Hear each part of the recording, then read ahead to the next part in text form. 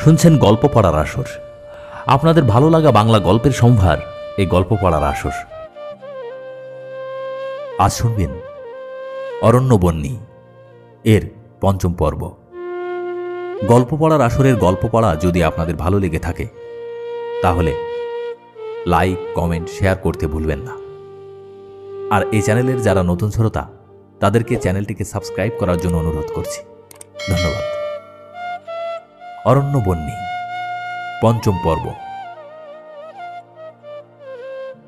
এসেছিল এরা লাখ দরুণে লোক। অরণ্যভূমি তো কম ছিল না, এরা কারো আয় ভাগ বসায়নি। নিজেদের অন্ন নিজেরা উৎপাদন করেও আরও অনেক বেশি উৎপাদন করেছে। দুধ ঘিয়ের ভার নিয়ে এসে সভ্য জাতিদের জুগিয়েছে। আর এনেছিল অদম্য প্রাণশক্তি, শ্রমশক্তি।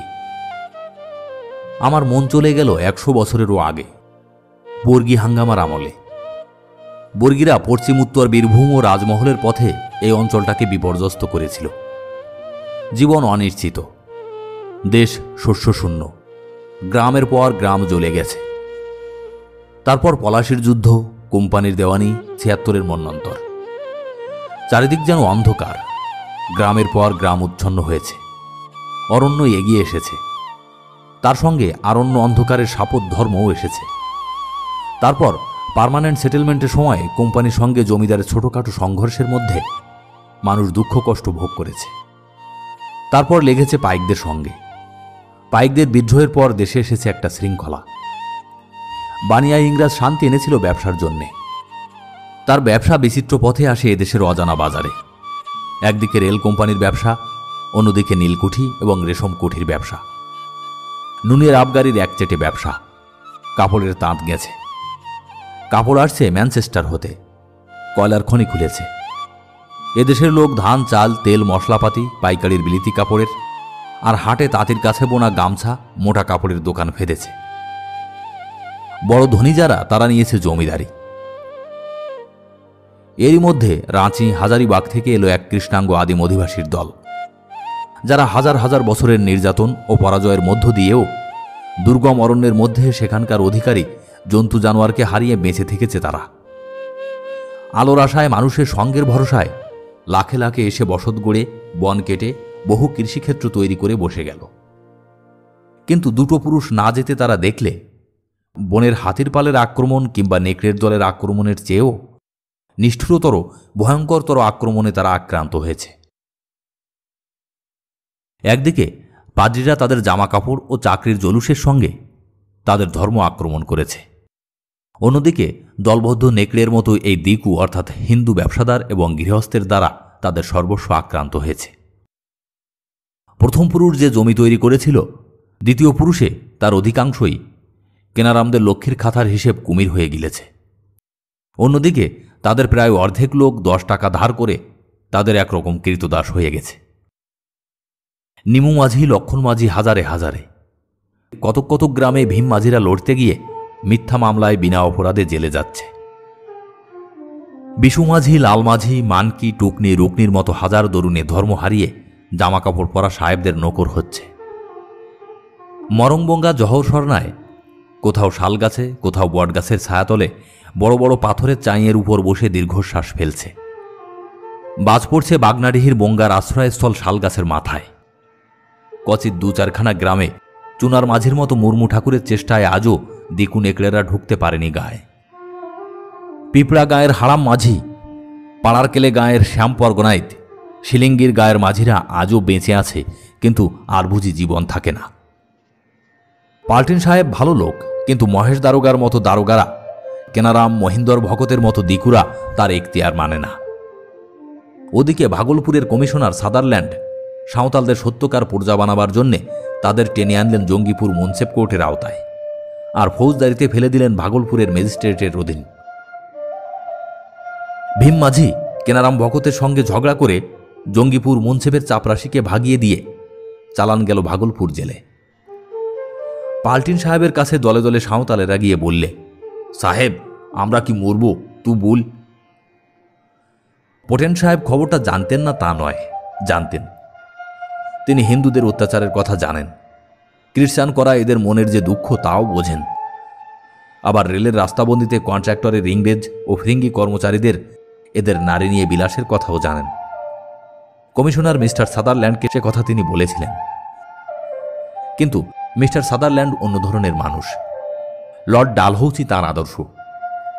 তিনি বলেছিলেন, আমরা এম্পায়ার গড়তে এসেছি মিস্টার পোর্টেন্ট, এইসব ব্ল্যাক নিগারদের নিয়ে মাথা ঘামিও না।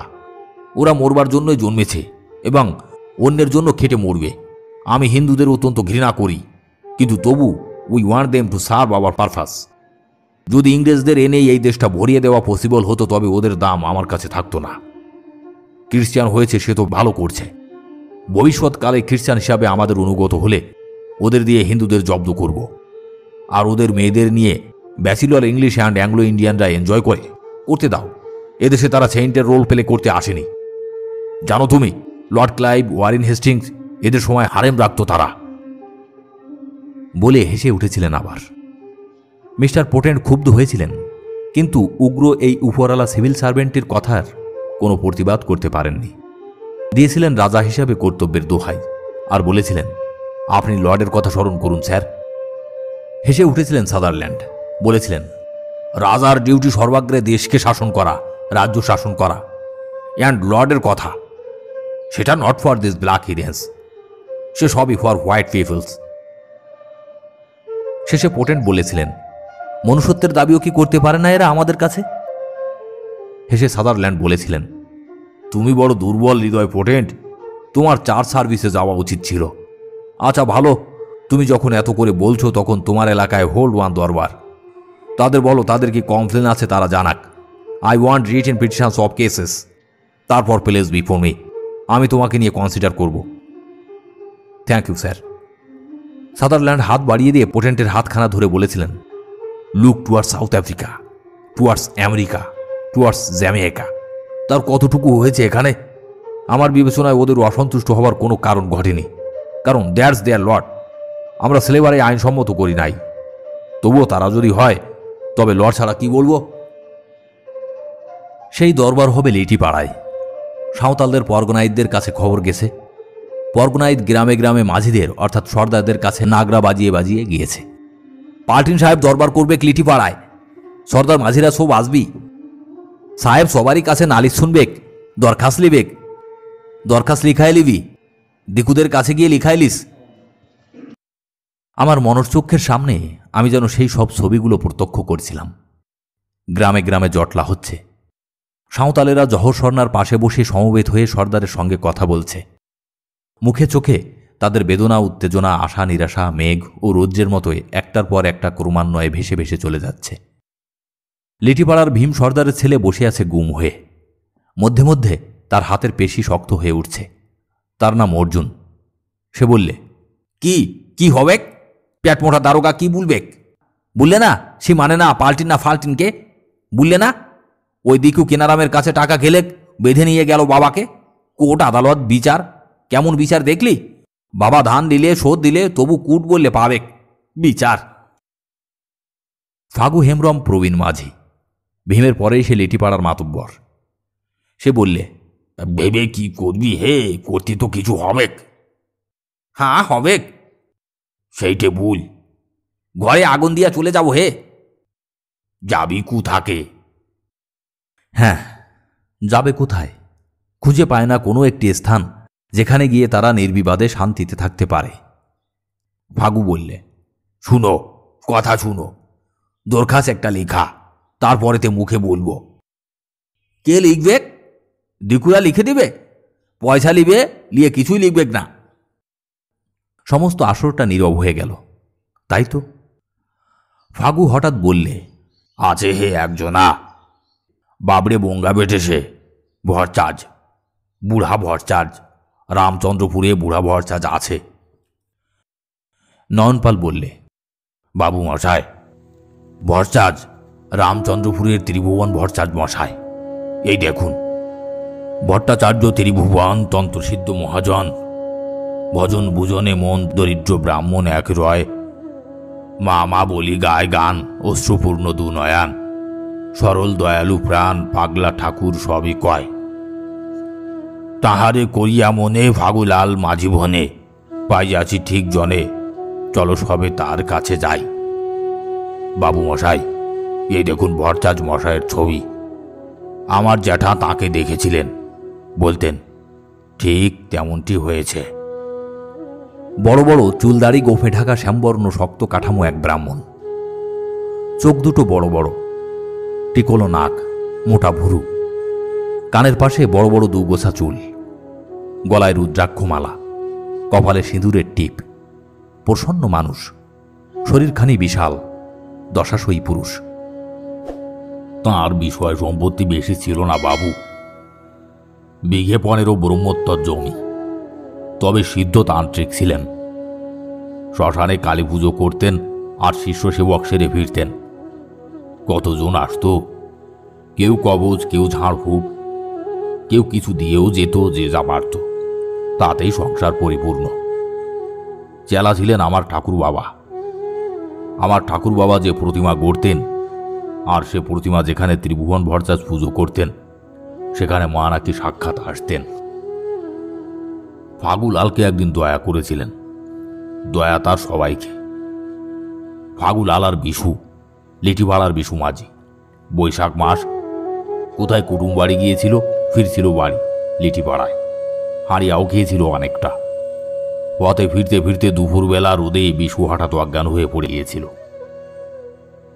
জায়গাটা এমন যে সবটাই কাকুরে পাথুরে ভাঙা, একটা গাছ নেই শখানেক হাতের মধ্যে।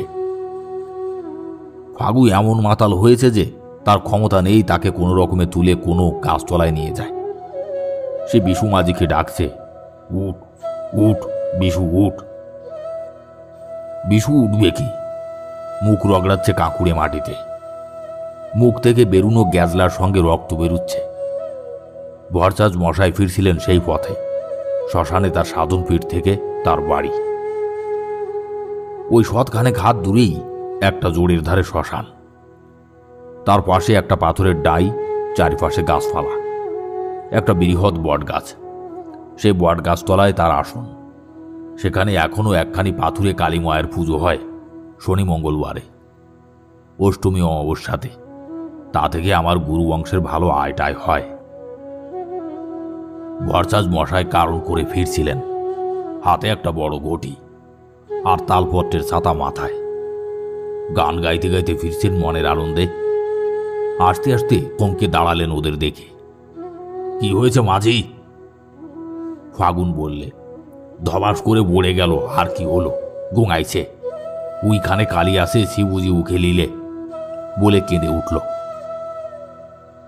ভরচাজ মশাই বললেন, হয়েছে সর দেখি, বলে বসে তালপাতার ছাতাটা বিশুর মাথার কাছে রেখে তাকে দেখে বললেন, সর্দি গরম হয়েছে মাঝি, একে হাড়িয়া খেয়েছিস, তার উপরেই বসে কি রোদ, কম্বলও হয়েছে গলায় গলায়। তাই এখানে থাকলে তো মরে যাবে রে। ওকে তুলে ছায়াতে নিয়ে চল, চল আমার বাড়ি চল। ফাগু বিশুকে তুলতে গিয়ে নিজেই পড়ে গিয়েছিল।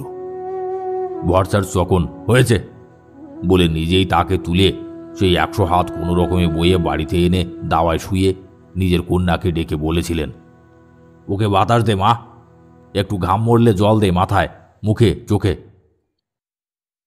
ত্রিভুবন ভরচাজের ওই এক কন্যে ছিল বাবু মশায়। নেহাত বাল্যকালে বিধবা হয়েছিল। লোকে বলতো কোড়ের আড়ি। বিয়ের 3 মাসের মধ্যে বিধবা হয়েছিল 8 বছর বয়সে।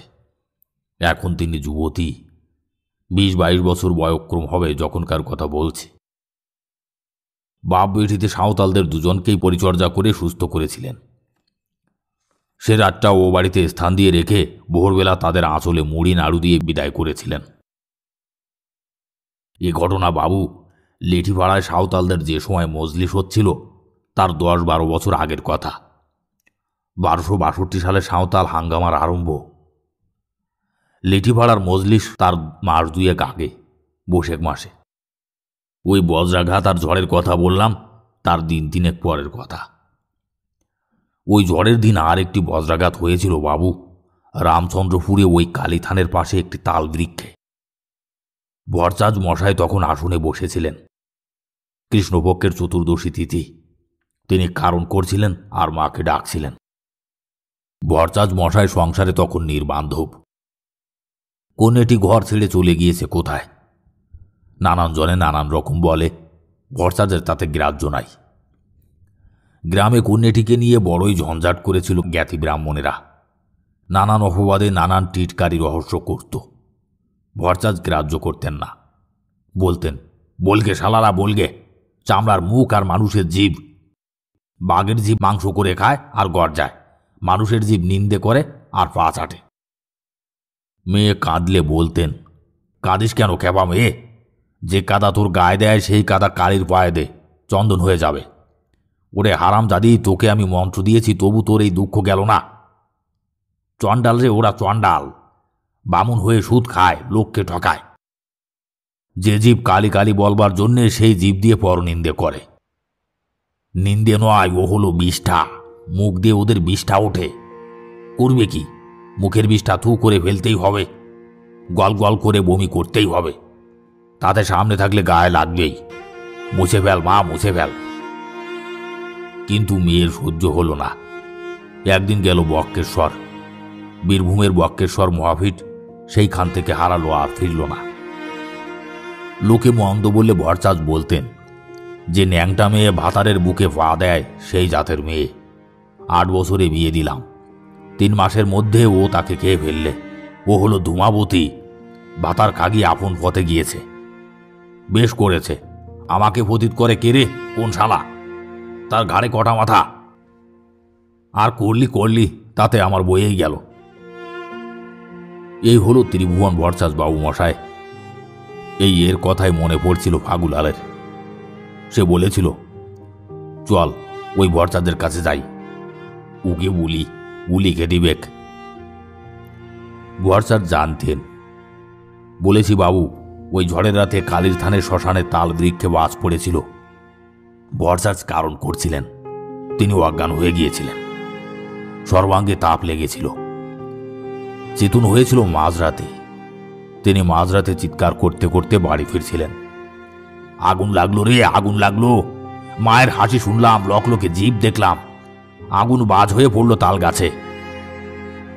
3 দিন পর যখন ফাগুলাল মাঝি দিকে নিয়ে তার কাছে এলো, তখন তিনি উঠেছেন, কেমন পাগল হয়ে বসে আছে। সাঁওতালেরা নমো করে অট্টহাস্যে ফেটে পড়ে। বলে, আমি এরই তরে বসে আছি, আয় তোরা আয়। ভরচাঁদ নাকি বলেছিলেন, তোরা তো সব দক্ষযোগ্য লণ্ডভণ্ড করেছিলি, তা তোদের বিরুভাগ্য কালকে তু কই রে? ফাগুলাল হাত জোড় করে বলেছিল, আমরা বাবা ঠাকুর সাঁওতাল রাগো। কিছুক্ষণ ফ্যাল ফ্যাল করে তাকিয়ে থেকে ভরচাঁদ বলেছিলেন, হ্যাঁ তাই তু তো সেই ফাগুলাল। হে বাবা ঠাকুর, আমি ফাগুলাল। ভরচাঁদ স্বাভাবিক হয়ে গিয়েছিলেন। বলেছিলেন শান্ত কণ্ঠে, আয় আয় আয়। তা কি মনে করে রে? তুই তো অনেকদিন আসিস লাই ফাগুলাল। হ্যাঁ বাবা ঠাকুর, এ অনেকদিন আসে নাই গো। ভালো আছিস? এত দলবল নিয়ে কি রে? ভূত প্রেত ডান ডাকিন কিছু নাকি? না গো, তা লয়। তবে আমার কাছে ওইসবের জন্যই তো লোকে আসে আমার কাছে। তার বাড়াগো বাবা ঠাকুর, আমাদিকে চুষে খেলেক, পিষে মেলেক, জাত নিলেক, জনম লিলেক। আমরা মরে গেলাম, তুই একটা দরখাস্ত লিখে দেয়। দরখাস্ত কার কাছে রে? গঙ্গা বাবার কাছে না আমার মা কালীর কাছে? না বাবা ঠাকুর, আমাদের সাহেব পাল্টিন সাহেবের কাছে। হা হা শব্দে ফেটে পড়েছিলেন ভরচাঁদ। পাল্টিন সাহেবের কাছে? আমি লিখব? আর কে দিবে না বাবা ঠাকুর। কাতরা টাকা নিয়ে লিখে দিবে, কিন্তু যা বলবে তা লিখবে লাই। হ্যাঁ। আবার স্বাভাবিক হয়ে ভরচাঁদ ঘাড় নেড়ে বলেছিলেন, হ্যাঁ ঠিক কথা।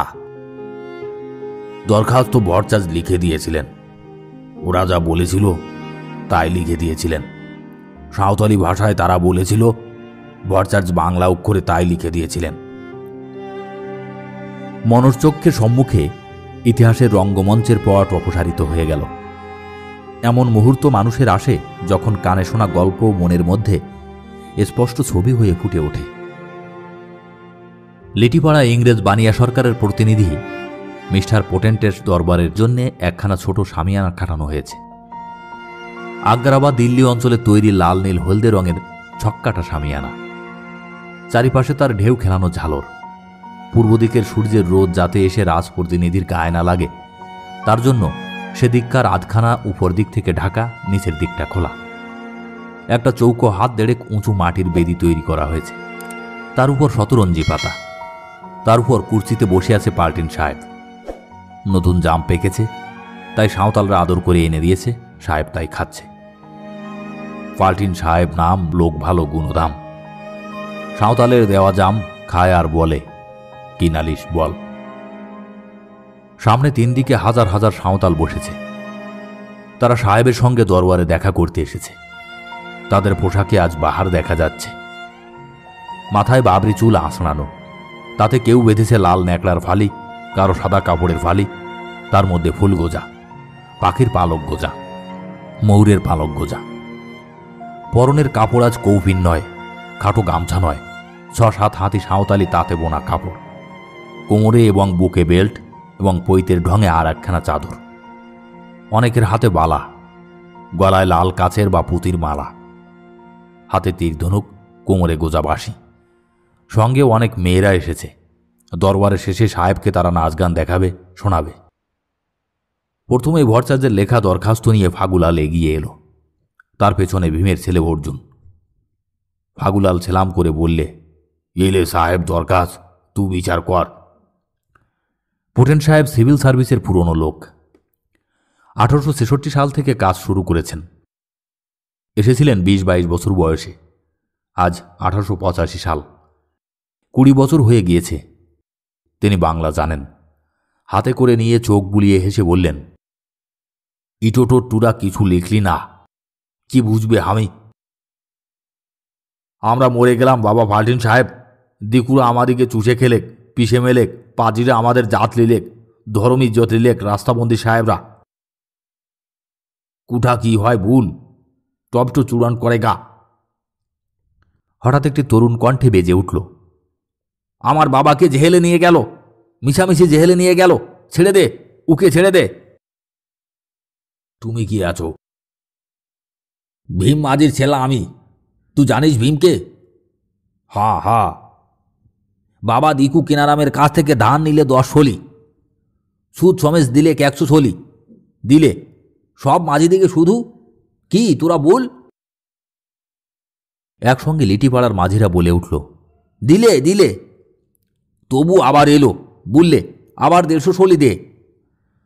সমবেত কণ্ঠস্বরে বলল, হুঁ হুঁ, বুঝলে বুঝলে। হঠাৎ দাঁড়িয়ে উঠল আর একজন, গর্ভু মাঝি। তার বাড়ি বারহেটের কাছে। বললে, আমার জমিনগুলান সব লিয়ে নিলে, আমি কিছু ধারি না, তবু লিলে, আমি লিলাই। তবু জঙ্গিপুরে তুদের মন ছবি পেয়ে দিয়েছে, বললে, হ্যাঁ তু টাকা লিলি, আদালতের হাকিম বলেছে তু লিলি, এই লিখে দিছে। সঙ্গে সঙ্গে আর একজন নয়, 2, 3, 4, 5, 10 বিঘে 50, 100, 500 সাঁওতাল উঠে দাঁড়ালো। তারা সবাই বলবে, তাদের বুকের তুষানোয়াল আজ বাতাসে জ্বলে উঠতে চাচ্ছে। তারা বলবে। পাল্টিন উঠে দাঁড়ালেন, বাবা লোক বইট যাও, বইট যাও, সব বইট যাও, সব লোকের বাত আমি শুনবে, এক সাথ মে নেহি, বৈঠো। একপাশে বসেছিল বাগানডিহির চুনার মাঝি। তাদের গ্রামের তরফ থেকে বলবার বিশেষ কিছু নেই। সে বহু কষ্টে তার গ্রামকে দিকুদিগের হাত থেকে বাঁচিয়ে রেখেছে। কোনো মতে কাউকে ধার নিতে দেয়নি দিকুদের কাছে। তবু ডাক শুনে এসেছে, বলতে এসেছে, বড় কষ্ট। তারা ঘি বিক্রি করতে গেলে কখনো 1 সেরের বেশি হয় না। ধান বিক্রি করতে গেলে ওজনে 1 মণ ভরে না। তাদের ভালো ভালো কাঁড়ার দাম কখনো 10 টাকার বেশি পায় না। 1 সের ঘি বেচে 2 সেরের বেশি নুন মেলে না। কেনে তারা পাবে না? তার পাশে বসেছিল সিধু আর কানু। সে তাদের সঙ্গে আনেনি, রেখে এসেছিল। বারণ করে এসেছিল, তবু তারা চলে এসেছে তার পিছনে পিছনে। ভাগ্যক্রমে দেখতে পেয়ে বুড়ো চুনার মাঝি তাদের দুজনকে দুপাশে বসিয়ে রেখেছে। সিধুর হাতখানা সে জোরে চেপে ধরে রেখেছে, কিন্তু সিধু ক্রমাগত বলছে, ছাড় আপা ছাড়, ছেড়ে দে। না বোঝ, হবে হবে, কিন্তু তুই উঠছিস। সাহেবকে বলবি কি? বঙ্গা যা বলেছে তাই বলবো। বঙ্গা কিছু বলে নাই। বলেছে, মানকির কথা লালের কথা বলতে বলেছে আমাকে। কি বলবি? খ্রিস্টান তারা হলো কেনে? তারা কানছেক, আমি শুনছি কানছেক। বঙ্গা ইশারা দিলে ছাড় আমাকে। না, বস কর হে। ওদিকে তখন কোলাহল ক্রমশ স্থিমিত হয়ে আসছে।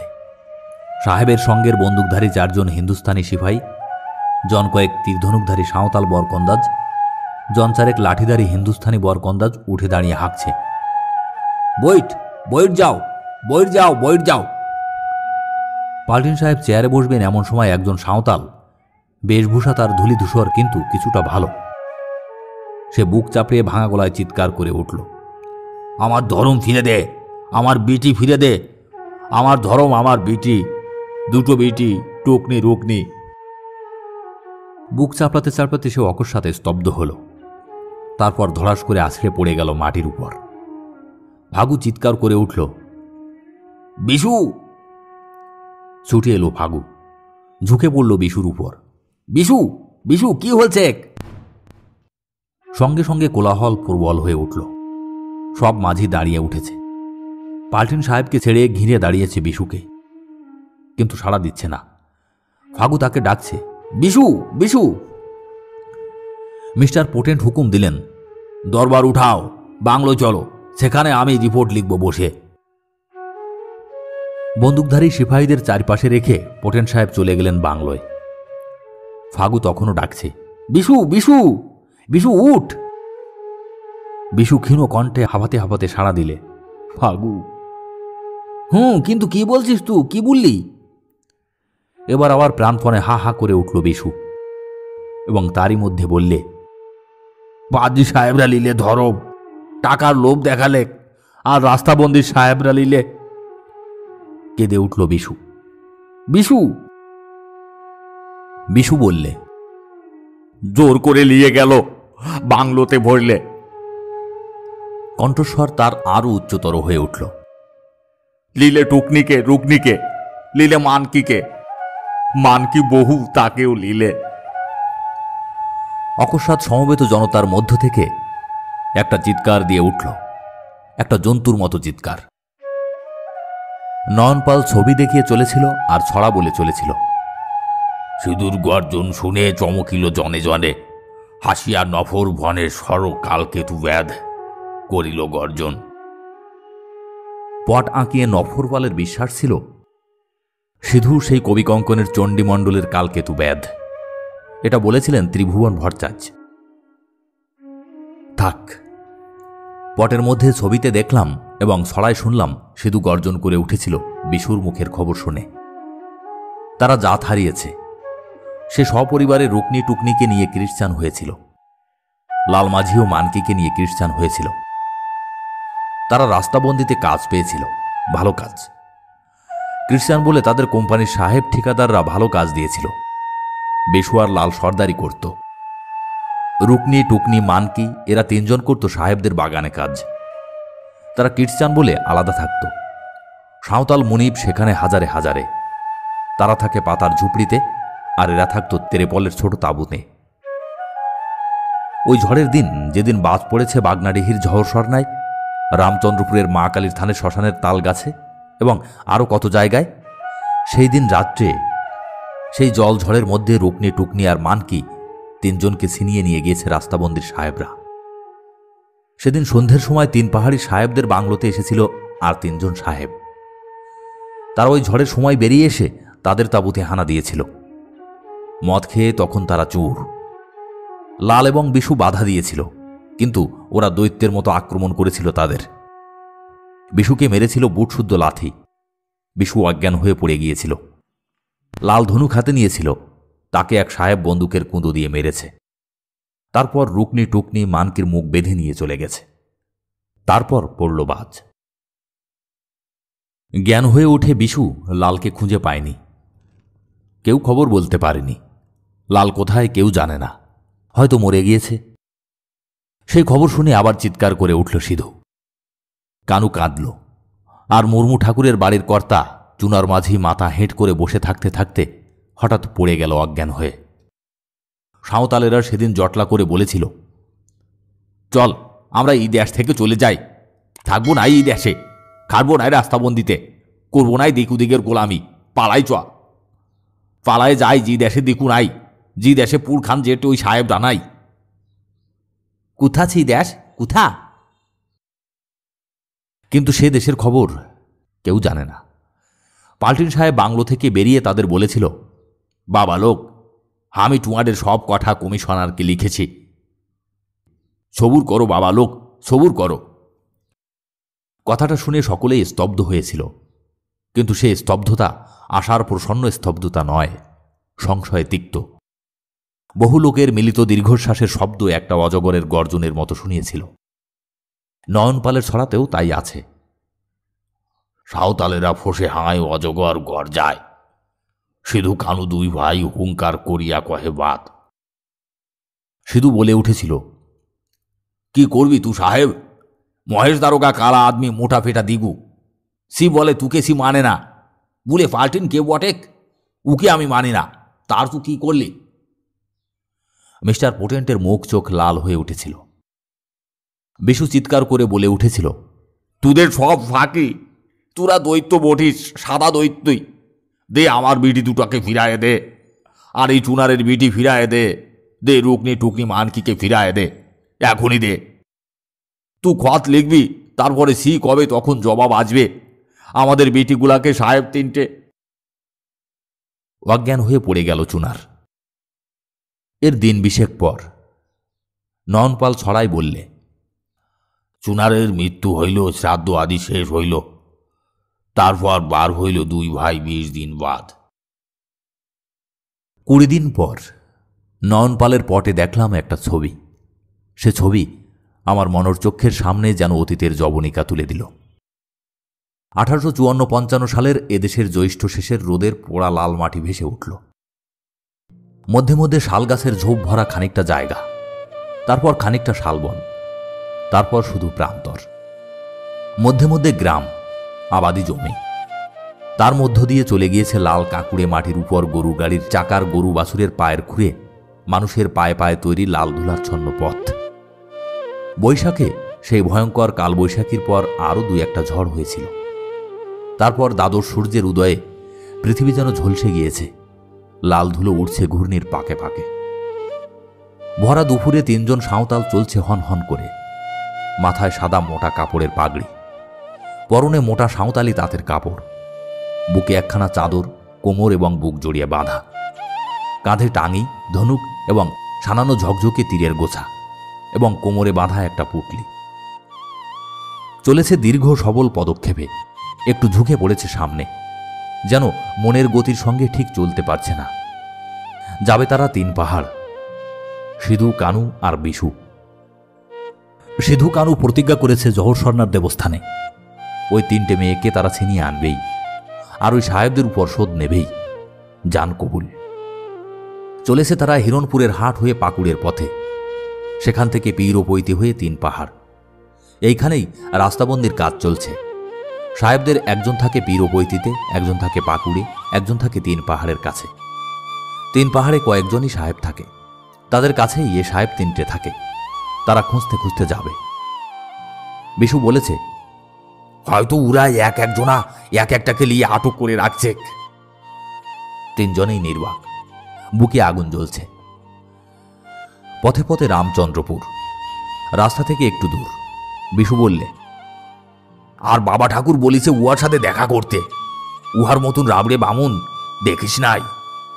ও আমাকে একবার বাঁচাল ছিল, ও কালিসিদ্ধ বটে। উহার বিটির যে কি হলো কেউ জানে না।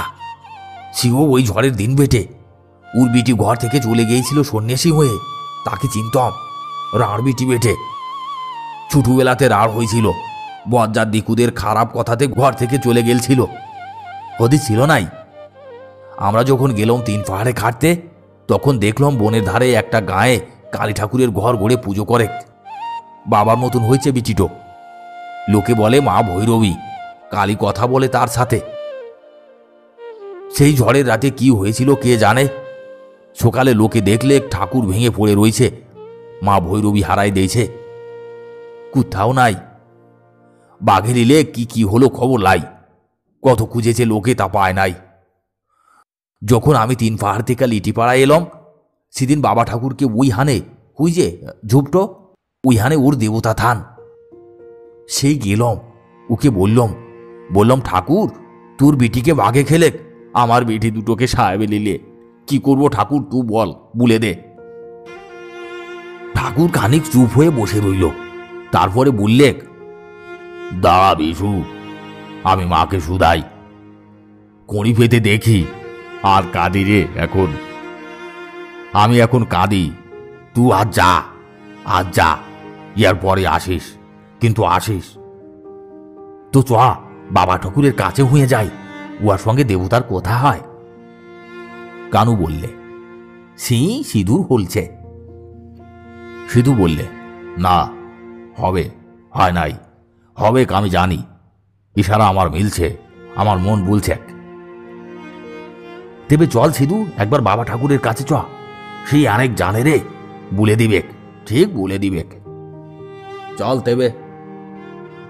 নয়নপাল গাইলে, তন্ত্রসিদ্ধ ত্রিভুবন এক দৃষ্টে তাকায় রন, সিধু কানু দুইজন ভাইদের পানে। সিদ্ধাসনের বেদির উপর বসে দীর্ঘাকৃতি, রোদে পড়া গায়ের রং, বড় বড় রাঙা চোখ, দাড়িগোপ চুলওয়ালা ত্রিভুবন ভট্টাচার্যের সে দৃষ্টি দেখে বিশু ভয় পেয়েছিল, কিন্তু সিধু কানু ভয় পায়নি। বলেছিল, এমন করে তাকায় রয়েছিস কেনে ঠাকুর?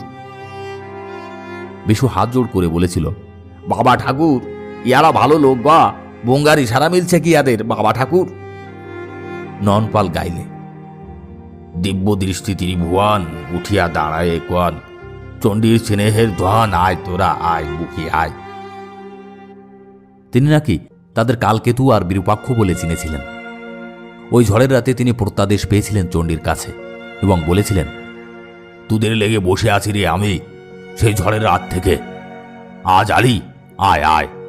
ওরে যে তোদের মরং বঙ্গা সেই আমার ন্যাংটা বেটি কালিমা, হারে তেমনি তোদের চেহারা বেটে, লে তোদের লেগে আমি কবজ নিয়ে বসে আছি। গোল তামার কবজ, গাড়ির চাকার মতো, মধ্যখানে এই ছিদ্র, তাতে চণ্ডীর বীজ লেখা। সেই কবজ তাদের হাতে বেঁধে দিয়েছিলেন। যা তোরা দিগ্বিজয় করবি। আমি শুনেছি রে, লেঠিপাড়ায় যা হয়েছে শুনেছি, মা আমাকে স্বপ্ন দিয়েছে। ঝড় উঠেছে, বাজ পড়েছে, তোদের নাচবার সময় হয়েছে, নাচ গা তোরা, যা।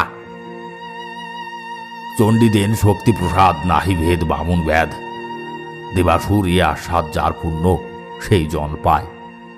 যে করিবে অত্যাচার, পতন হইবে তার, পীড়িত সন্তানে মার করুণা যে বর্ষিছে সদাই। সিধু তার দিকে তাকিয়েছিল স্থির দৃষ্টিতে। সে বলেছিল, হাঁ ঠাকুর, আমাদের বঙ্গাও তাই বলছে, আমার মন বলছে। কি দাদা হে, বলে না? কানু বলেছিল, হ্যাঁ বলছে বলছে, যেদিন থেকে শুনছি মানকি টুকনি রুকনির কথা, সেদিন থেকে বলছে।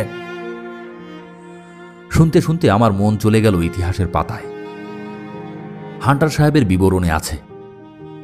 থাক থাক, ইতিহাস থাক। ঊনবিংশ শতাব্দীর মধ্যভাগ।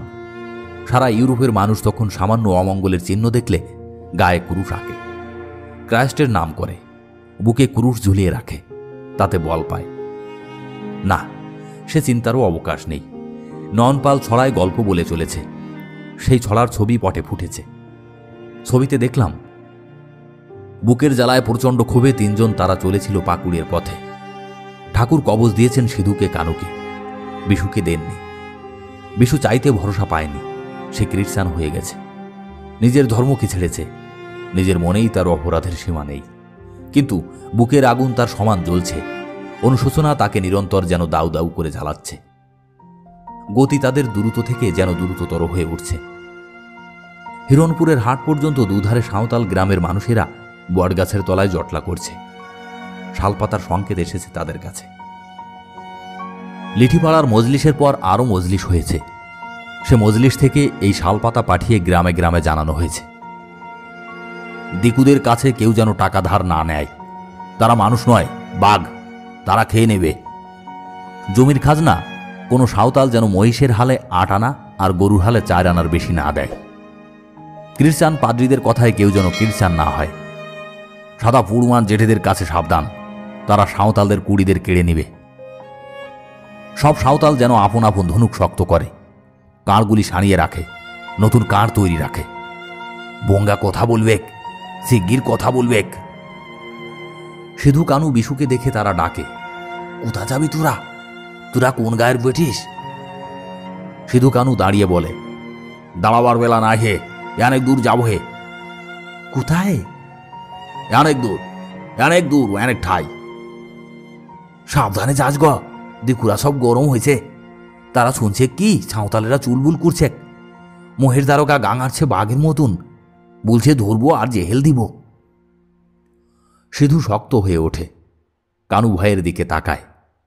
বিশু মৃদুস্বরে বলে, সিধু কানু চলো হে, এখানে কিছু লয় হে। আরো কিছু দূর এসে থমকে দাঁড়ালো বিশু। সিধু বললে, দাঁড়ালি কেনে? হুই পাকুড়। হুই পাকুড়? হা, পাকুড়ে ঢুকবো নাই হে এখন। ঢুকবি না? তবে আলি কেনে? চুপ করো হে, কথা শুনো আমার। ওখানে দিকুরা আছে, রাজারা আছে, সাহেব থাকে, চাপরাশি থাকে। দেখে যদি চিনে ফেলে আর তোরা যদি রাগ সামলাতে লারিস, তবে সব মাটি হবেক। না, কিছু করবক নাই, চল। না সিধু, তোর মুখ দেখে ভয় লাগছে। চল এখন ওই বনে ঢুকি, বুঝলি? রাতকে আধারে আধারে পাকুড় ঢুকবো, তারপরেতে খবর নেব। সাহেবের আস্তানা আমি চিনি, এখানে রাস্তাবন্দির মাঝি দিকে চিনি। রাতে গিয়া শুধাবো। তবে তাই চ। তারা বাঁ দিকে উত্তর মুখে পাতলা শালবনটার মধ্যে দিয়ে যে পায়ে চলা পথটা চলে গেছে, সেই পথ ধরলে। গভীর রাত্রি, অন্ধকার বক্ষ। অরণ্যের অন্ধকার গাঢ়তর, যেন চামড়ার মতো পুরু। বড় বড় গাছগুলোর উপরে ডালপালা পাতার তলায় ছোট বড় গাছগুলোর গুড়িগুলোকে অন্ধকারে গড়ায় স্তম্ভের মতো মনে হচ্ছে। বনটা থমথম করছে। সে এক বিচিত্র থমথমে ভাব, কারণ অজস্র ঝিল্লির শব্দ তরঙ্গ অবিচ্ছিন্ন অবিরাম একটানা বয়ে যাচ্ছে শব্দের ঝর্ণার মতো। তবু মনে হবে, মানুষের মনে হবে কি নিদারুণ স্তব্ধতা। মধ্যে মধ্যে কচিত ডেকে উঠছে কোনো জানোয়ার। বাঘ এই অঞ্চলে বড় নেই, আছে চিতাবাঘ, ঝিঙেফুলি। চিতার অধিকাংশই গোবাঘা। ঝিঙেফুলিগুলো বড়, তারা মানুষ মারে, বড় বড় মহিষ মারে। তারই একটা আটটা ডেকে উঠছে। কখনো ডেকে উঠছে হরিণ, কখনো তাদের ছুটে চলার শব্দ শোনা যাচ্ছে। আর শব্দ উঠছে ঝর্ণার। পাহাড় থেকে ঝর্ণা ঝরে পড়ছে কোথাও কোথাও। নিরন্ধ্র অন্ধকার। এই অন্ধকারের মধ্যে বনের গভীরতম অংশে কোথাও একটা আগুন জ্বলছিল। আমার মনোরচক্ষের সম্মুখে সেই আলো স্পষ্ট থেকে স্পষ্টতর হয়ে উঠল। আমি অগ্রসর হয়ে চলেছিলাম। অনেক পিছনে ফেলেছি আমি সিধুকে, কানুকে, বিশুকে। তারা আশ্রয় নিয়েছিল বনের প্রান্তে। রাত্রে গিয়ে সন্ধান নিয়ে আসবে, খবর নিয়ে আসবে এখানকার বাংলোর সাহেব কোনো মেয়েকে রেখেছে কিনা। কিন্তু গিয়ে খবর এনেছে, না, এখানে নেই। সে নিশ্চিত জেনেছে সাহেব এখানে এনেছিল একটা মেয়েকে, কিন্তু সে আর নেই। সাহেব গেছে 3 পাহাড়ি। আমার মন তাদের পিছনে রেখে অরণ্যের গভীরতম প্রদেশে এই অগ্নিশিখার আকর্ষণে এগিয়ে চলেছে। একটি ঝর্ণার পাশে পাহাড়ের গায়ে একটি গুহা। সেই গুহার সামনে একখানা অল্প ঢালু প্রশস্ত পাথরের উপর একটি অগ্নিকুণ্ড জ্বলছে। সামনে বসে একজন ভৈরবী। আগুনের কুণ্ডের সামনে বসে তিনি আহুতি দিচ্ছেন আর মন্ত্র পাঠ করছেন মনে মনে। ঠোঁট দুটি নড়ছে। খানিকটা দূরে একটি আশ্চর্য সুষমাময়ী কালো কোষ্ঠী পাথরে গড়া মূর্তির মতো একটি মেয়ে। একদৃষ্টে সে দেখছে এই ক্রিয়াকাণ্ড। দীর্ঘাঙ্গী, আয়ত চোখ, চুলগুলো খোলা এবং রুক্ষ। চুল ঘন, কপাল পর্যন্ত ঘিরে তার বিস্তৃতি, কিন্তু দৈর্ঘ্যে খাটো। তার জন্যে ঝাঁকড়া হয়ে ছড়িয়ে রয়েছে। ক্রিয়ায় ক্রমে আহুতি দেওয়া স্থগিত রেখে ভৈরবী বললেন, রুকনি। কৃষ্ণাঙ্গী মেয়েটি বিশুর মেয়ে রুকনি। রুকনি চমকে উঠল, তারপর বললে,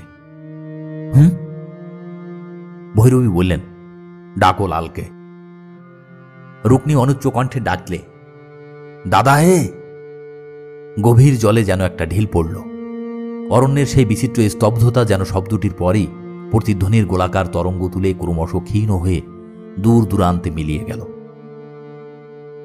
নয়নপালের পটে সেই ঝড়ের রাত্রে 3 পাহাড়ির ক্রোশ 2-1 দক্ষিণে গ্রাম প্রান্তের কালীতলায় সেই ডেভিল ডিউয়ের সঙ্গে দেখেছি এই ভৈরবীকে। ডেভিল ডিউই সেই দুর্যোগের রাত্রে এই আশ্রয়দাত্রী অসহায়া সন্ন্যাসিনীর উপর বাঘ যেমন করে হরিণীর উপর ঝাঁপ দিয়ে পড়ে তেমনি করেই লাফিয়ে পড়েছিল। ত্রিভুবন ভট্টাচার্যের নিরুদ্দিষ্টা বাল্য বিধবা মেয়ে। নয়নপাল বলেছিল মেয়েটির নাম শ্যামাময়ী। বাল বিধবা মেয়েটিকে শক্তি মন্ত্রে দীক্ষা দিয়ে ভট্টাচার্য বলেছিলেন, এই মন্ত্র জপ কর, তুই যে ধূমাবতী হবি আমি জানতাম, তোর রাশিচক্র বিচার করে দেখেছি। তা কি করবে, বামুনের মেয়ে, এই তোর ইহকাল, এই তোর পরকাল। সে পরকালের পথে সে গৃহত্যাগ করে সন্ন্যাসিনী হয়েছিল লোকনিন্দার জ্বালায়। ঘুরতে ঘুরতে ওই গ্রামটির প্রান্তে ওদের গ্রামে কালীস্থানে আশ্রয় নিয়েছিল। গ্রামের লোক ভৈরবীকে পেয়ে খুশি হয়েছিল ভৈরবীর মতিগতি রকম সকম দেখে। কয়েকদিনের মধ্যেই স্থানটিকে ঝাঁটমাট দিয়েই এমন মনোরম করে তুলে তারা বলেছিল, মা এখানেই তুমি থাকো। তারাই গড়ে দিয়েছিল ঘর, চালা। যে শিলাখানিকে আগে মা কালী বলে পূজা করা হতো, ঘরের মধ্যে সে খানিকে রেখে ভৈরবী তার পাশেই মাটির কালী মূর্তি তৈরি করিয়ে রেখে নিত্য পূজা করতেন। প্রথম বছর যে মূর্তি কালী পূজার সময় তৈরি করিয়েছিলেন তাকে আর বিসর্জন দেননি। বেশ আনন্দেই ছিলেন।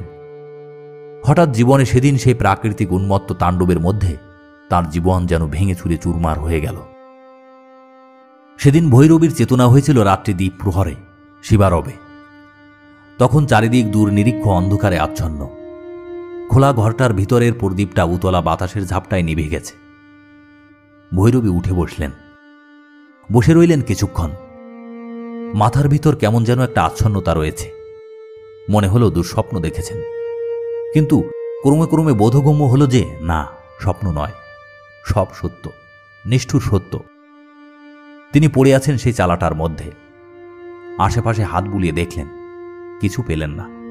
ভিজে, সব ভিজে, বৃষ্টির ঝাপটায় সব ভিজে গেছে। তার পরনের কাপড় ভিজে গেছে। সমস্ত দেহে একটা অবসাদ যেন তাকে দুর্বল করে ফেলেছে। পিঠের দিকটায় একটা যন্ত্রণা অনুভব করছেন। মনে পড়ল পশুটা যখন তার উপর ঝাঁপ দিয়ে পড়েছিল তখন পাথরের খোঁচায় আঘাত লেগেছিল। মুখে হাত বুলালেন, ফুলে উঠেছে কপাল ও নাকের পাশটা। বর্বর দৈত্যটা তাকে ঘুষি মেরেছিল।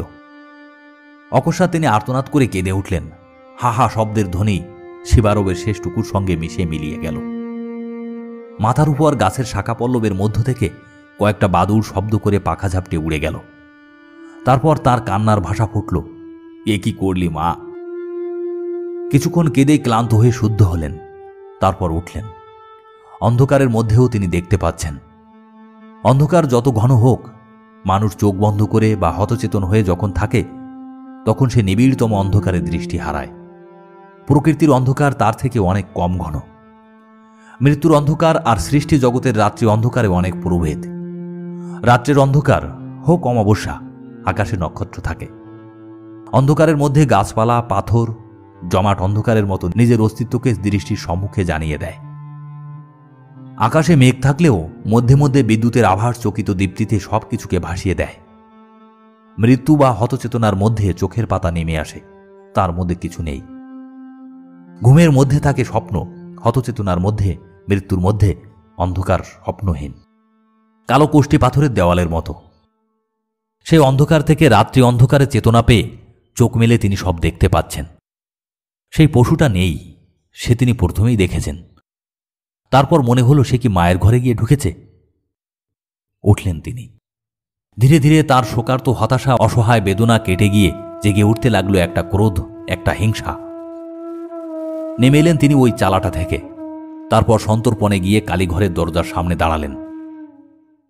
দেখতে পেলেন দরজাটা খোলা, হা হা করছে। ভিতরটা বাইরের অন্ধকার থেকে গাঢ়তর। ভৈরবী একখানা ভারী ওজনের পাথর তুলে নিয়ে দুহাতে বুকে জড়িয়ে ধরে ঘরের দরজায় দাঁড়িয়ে স্থির দৃষ্টিতে তাকিয়ে রইলেন। ঘরের চারিপাশে খুঁজছেন তিনি। ওই কি, ওই সে, দেয়ালের গায়ে ঠেস দিয়ে। মুহূর্তে ক্রোধে আত্মহারা হয়ে পাথরটা তুলে মেরেছিলেন। পরক্ষণেই নিজে চিৎকার করে উঠেছিলেন, মা! খেয়াল হয়েছিল কালী মূর্তি। কালো নিবিড়তম তমসার পুঞ্জীভূত আদ্যাশক্তির মূর্তি যে, কালে মূর্তিটিও সশব্দে ভেঙে পড়েছিল। তিনিও আবার পড়ে গিয়ে জ্ঞান হারিয়েছিলেন। আবার চেতনা হয়েছিল শেষ রাত্রে। তৃতীয় প্রহরের সেবারব তখন সদ্য শেষ হচ্ছে। এবার অনুভব করছিলেন মাথায় নিদারুণ যন্ত্রণা। হাত নিয়ে বুঝতে পেরেছিলেন মাথাটা কেটে গেছে পাথরে লেগে। কিছুক্ষণে স্তব্ধ হয়ে বসেছিলেন। তার মধ্যে আশ্চর্যভাবে জগৎ, সংসার, অতীত, বর্তমান সব যেন মধ্যে মধ্যে হারিয়ে, সব যেন ভুল হয়ে যাচ্ছিল। একটা আশ্চর্য শূন্যতার মধ্যে হতবাক, হতচেতন হয়ে যাচ্ছিলেন। এর মধ্যে একবার চেতনা ফিরে পেয়ে হাতড়ে খুঁজে চকমকি ঠুকে তাতে গন্ধক লাগানো পাতকাঠি ধরিয়ে প্রদীপ জ্বেলেছিলেন। তারপর ভগ্ন কালী মূর্তির দিকে কয়েক মুহূর্ত তাকিয়ে দেখে নিজের ত্রিশূল আর বটের তলা থেকে তার সাধনার তামার তৈরি চক্রটি তুলে নিয়ে বেরিয়ে গিয়েছিলেন কালীস্থান থেকে। আকাশে তখন মেঘ কেটে গেছে। পশ্চিম দিগন্তের এক প্রান্তে সামান্য দীপ্তির একটা আভাস ফুটে উঠেছে। তিথিতে আজ কৃষ্ণা চতুর্দশী। এই আভাস কৃষ্ণা চতুর্দশীর চাঁদের। মাত্র 2 দণ্ড রাত্রি আছে আর। তিনি পথ ধরেছিলেন সেই বনের দিকে, যে বনটায় কাল ডিউই শিকার করতে গিয়েছিল। ওই বনের মধ্যে দিয়েই পূর্বমুখে পথ ধরবেন। যেতে যেতে নিশ্চয়ই মিলবে গঙ্গার তীর। পাড়ের উপর থেকে নাও মা বলে ঝাঁপিয়ে পড়বেন। সারা দেহে তার পশুর পাশব অত্যাচারের অবর্ণনীয় জ্বালা। মধ্যে মধ্যে আপনার অজ্ঞাতসারে চিৎকার করে ওঠার মতো চিৎকার করে উঠছে, না আ আ মা মা। গঙ্গায় ঝাঁপ দিয়ে মরা কিন্তু তার হয়নি। যেতে যেতে আবার নিবিড় বনের মধ্যে অজ্ঞান হয়ে পড়ে গিয়েছিলেন। মাথার যন্ত্রণায়, মানসিক দাহে, অনিয়মে, অনাহারে একটা গাছের তলায় শুয়ে অজ্ঞান হয়ে পড়েছিলেন। যখন জ্ঞান হল তখন দেখলেন তার পাশে একটা সাঁওতাল মেয়ে, একটি পুরুষ, লাল মাঝি আর রুকনি।